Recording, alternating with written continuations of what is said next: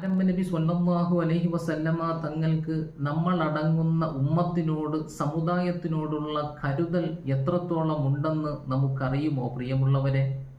നോക്കൂ നിങ്ങൾ, അഷ്റഫുൽ ഖൽഖ് സ്വല്ലല്ലാഹു അലൈഹി വസല്ലമ തങ്ങളെ തൊട്ട് ഇമാം ബുഖാരി റളിയല്ലാഹു അൻഹു നിവേദനം ചെയ്യുന്നൊരു തിരുവചനം. ആരംഭ നബി സ്വല്ലല്ലാഹു അലൈഹി വസല്ലമ തങ്ങൾ പറഞ്ഞു, ഇന്നലി കുല്ലി നബിയ്യിൻ ദഅവതൻ മുസ്തജാബത്തൻ യദ്ഉ ബിഹാ. ഏതൊരു പ്രവാചകന്മാർക്കും ഉറപ്പായും ഉത്തരം ലഭിക്കുന്ന ഒരു പ്രാർത്ഥനയ്ക്ക് അള്ളാഹു അവസരം നൽകിയിട്ടുണ്ട്. വഉരീദു അൻ അഖ്തബിഅ ദഅവതി ശഫാഅത്തൻ ലി ഉമ്മത്തി ഫിൽ ആഖിറ. ഞാൻ എൻ്റെ അവസരം കാത്തുവയ്ക്കാൻ ഉദ്ദേശിക്കുന്നു.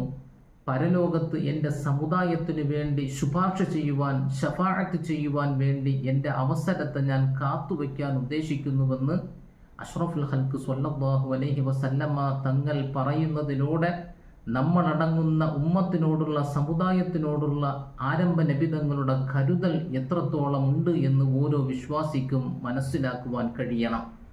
ആരംഭ നബിയുടെ ശഫാഅത്ത് നമുക്ക് നേടണമെങ്കിൽ ആരംഭ നബിയെ അനുധാവനം ചെയ്യുവാൻ നാം ആവത് പരിശ്രമിക്കുകയും ആരംഭ നബിയെ അഗാധമായി നാം സ്നേഹിക്കുകയും വേണം. നാഥൻ തൗഫീഖ് നൽകി അനുഗ്രഹിക്കട്ടെ.